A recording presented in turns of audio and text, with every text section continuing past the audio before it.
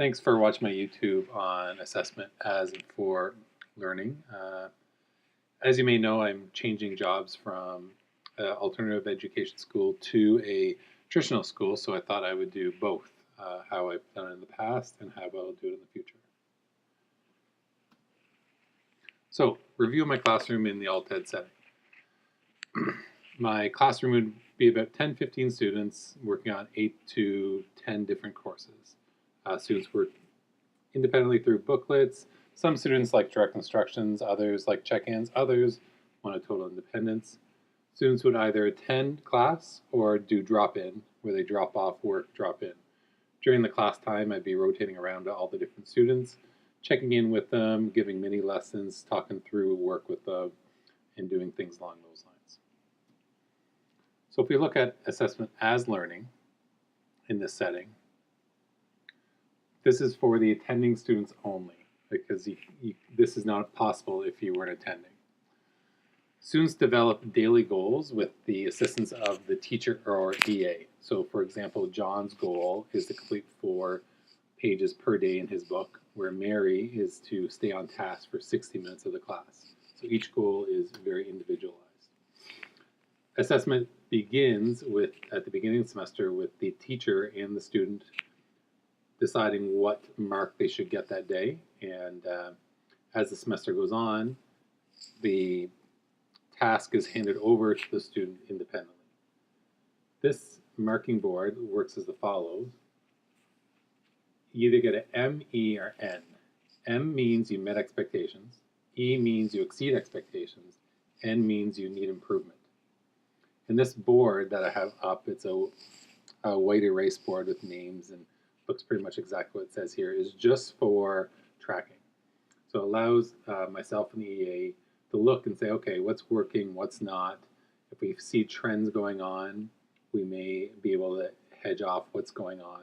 So if you look at Mary, how she does really well on Tuesday, Wednesday, Thursday, but struggles on Monday and Friday, that may mean that Mary has struggles coming off the weekend or is looking forward to something the weekend, or she may have appointments on Thursdays where she can't focus on Fridays. Now this looks at, this builds access skills. Also has to test the validity. You have to test the validity of it because you have to take a look at what the students have actually done and make sure, like for example, Mary's actually working that amount of time, she's just not writing it up that she accomplished it. If you look at assessment for learning, I would look at homework. As I rotate around, we have discussions on class. I observe their work and what they're doing, so I take a peek at what they're doing and things along those lines and checking their work. And also, as I'm doing it, I'm doing direct instruction with some as they get caught on some things.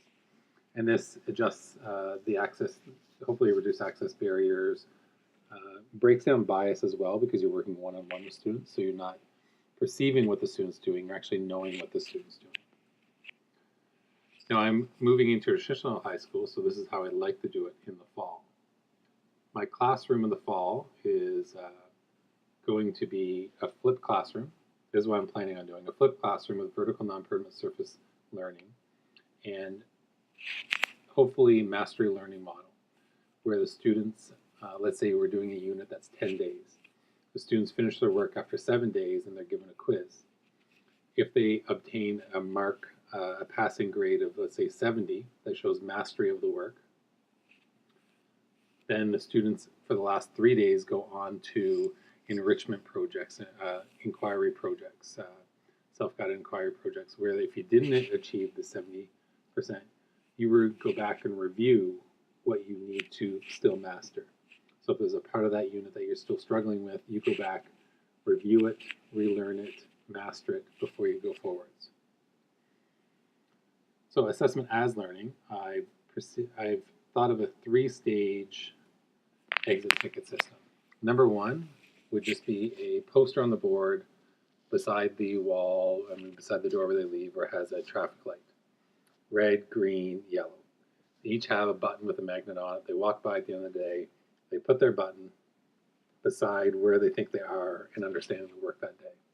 Green would mean good, yellow would mean I'm going with it, and red would be struggling.